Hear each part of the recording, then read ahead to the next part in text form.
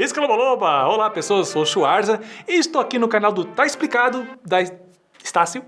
De novo. Olá pessoas, sou o Schwarza do canal do Schwarza e estou aqui no canal Tá Explicado da Estácio para falar sobre o fantástico universo dos super-heróis, que é cheio de grandes histórias e, claro, superpoderes. Mas nem tudo é fantasia, viu? No vídeo de hoje vou te mostrar como a física explica esses superpoderes e até equipamentos dos heróis mais incríveis que conhecemos. Com grandes poderes, vem grandes responsabilidades. Por que será que o Homem-Aranha nunca mais falou grandes poderes vem grandes responsabilidades?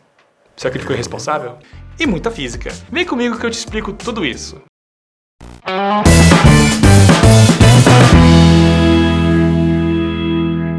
Mas antes de começar, já vou pedir para vocês se inscreverem no canal, beleza? Para fazer isso é só clicar nos botões que estão aqui abaixo.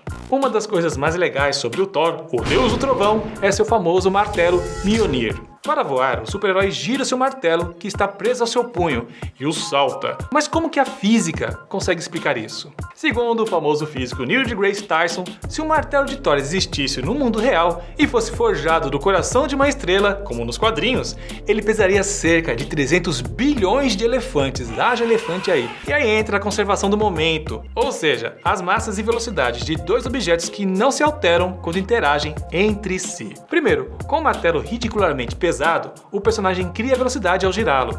Quando ele joga o martelo para frente e segura, ele segue a mesma velocidade e sai voando por aí, como se ele fosse um grande propulsor. Com essa ação da física, o personagem tem um motivo bem real para conseguir fazer esse feito. É só girar e lançar o martelo e tchau. Mas olha só, segundo as leis da física, se Thor fosse um simples humano, é muito provável que todo o peso e velocidade do martelo arrancariam o braço do personagem. E o próximo ponto dessa lista não é exatamente um superpoder, mas um super equipamento, o escudo do Capitão América. Mas antes de falar dele, deixa aí nos comentários qual superpoder que você acha inexplicável para a física. Eu sempre achei inexplicável qualquer personagem que voa sem um tipo de aparato para fazer ele sair flutuando por aí. Como você já deve ter visto nos quadrinhos ou nos cinemas, o escudo do Capitão América é feito de vibrânio, um metal fictício. Peraí, o vibrânio não existe? Mas enfim, extremamente resistente que absorve vibração e impacto. Mas como ele consegue rebater várias superfícies sem quebrar ou simplesmente cair no chão? Uma explicação simples é que o escudo consegue absorver a energia cinética, ou seja, movimento. E essa energia retorna ao próprio escudo, fazendo com que ele fique ricocheteando por aí. Calma que eu explico com um exemplo super simples. Imagina uma bolinha de tênis, uma singela bolinha de tênis. Você sabe como ela quica ou rebate em outros objetos? Isso acontece porque o seu material deforma, fazendo com que sua energia cinética se transforme em energia potencial elástica. Os átomos e moléculas da bola se distorcem para acomodar a força de impacto e, em seguida, voltam ao seu estado original. Ah, mas para isso tudo acontecer, o tal do vibrânio precisaria ser um super material tipo a borracha para ser elástico, né? E metais são super duros e tensos. Bom, é bem por aí. Sabe por quê? Elasticidade nada mais é do que a forma como um material se deforma ao ser submetido a ações externas, como a força de um impacto, por exemplo, até que ele retorne ao seu estado original. Se essa força passar do limite, o material pode quebrar ou então rasgar. É claro que isso tudo só funciona por conta do material do escudo, mas por mais fictício que seja, a física funciona perfeitamente também no vibrânio. Essa coisa não obedece nem um pouco às leis da física.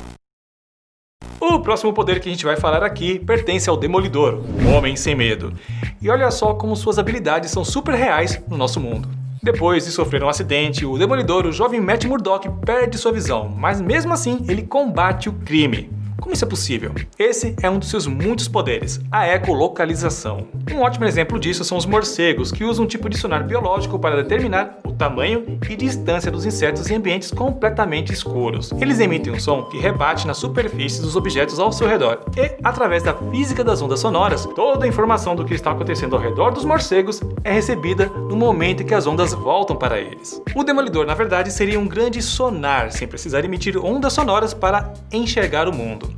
Ele receberia todas as ondas sonoras e vibrações do mundo para conseguir determinar o que está acontecendo ao seu redor, se o mercenário está escondido em algum lugar para atacá-lo na espreita. Inclusive, existe um homem chamado Daniel Kish que perdeu a visão quando tinha apenas 1 ano de vida, mas chamou a atenção do mundo ao mostrar como a ecolocalização funciona em seu corpo.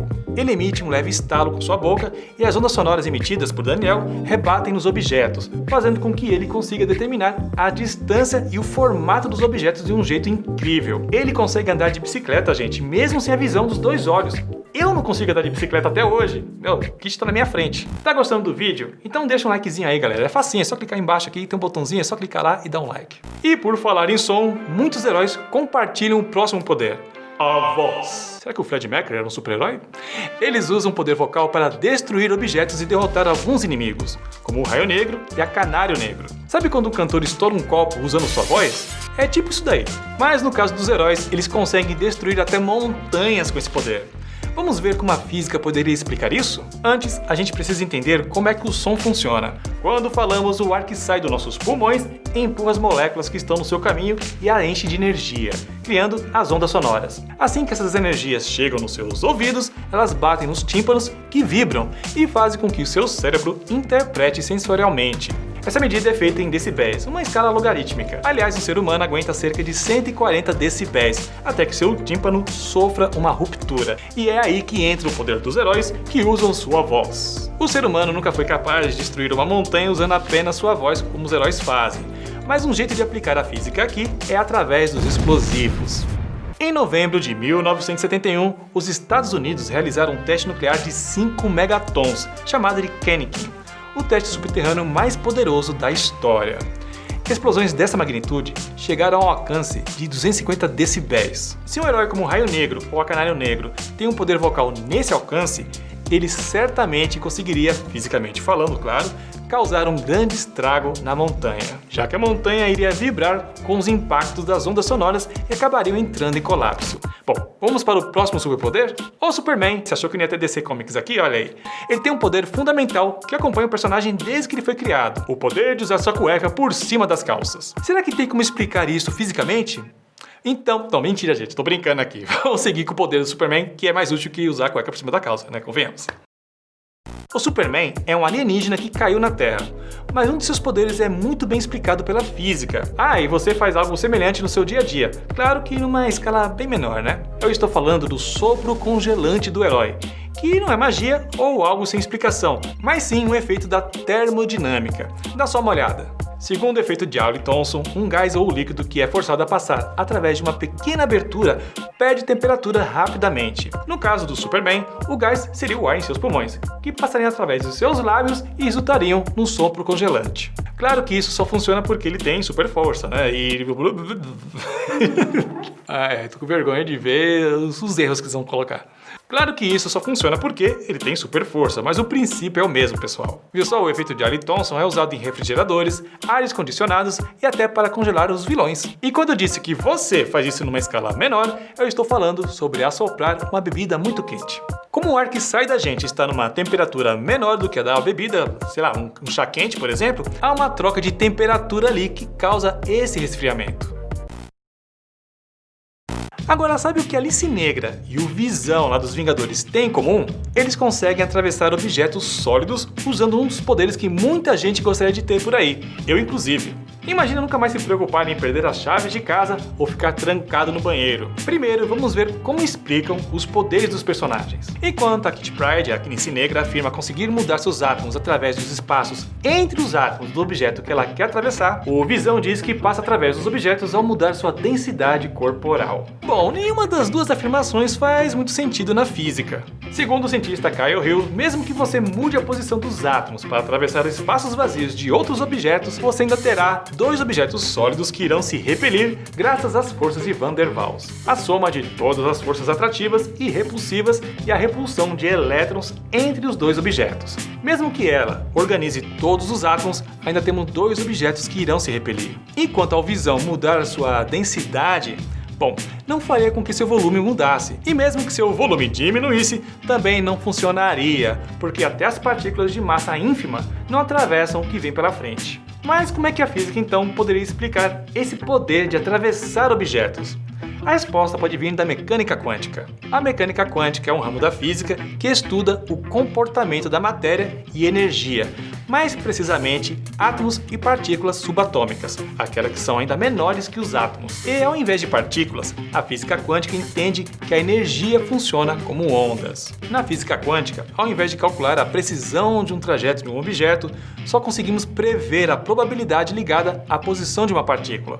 Ou seja, nós só conseguimos prever a chance de estar em um determinado lugar. E é aí que entra o tunelamento quântico, isto é, escapar de uma região cercada ou atravessar uma barreira, mesmo que sua energia cinética, a da movimentação de corpos, for menor que a energia potencial da barreira.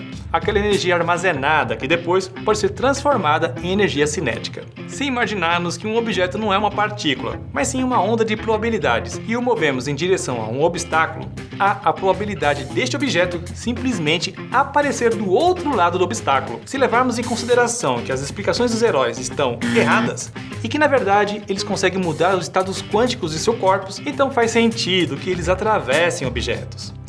Física quântica é uma coisa que explode a cabeça, né? Uma coisa que eu sempre costumo falar é que se você diz que entende física quântica, então você não entende física quântica. E o último herói que eu queria abordar aqui é o Tony Stark, que pode não ter superpoder, mas ele tem dinheiro, né? Então isso já é um baita do superpoder. Ele compra o superpoder que ele quer. Mas ele é um baita super-herói quando está usando seu traje super tecnológico que o transforma no Homem de Ferro.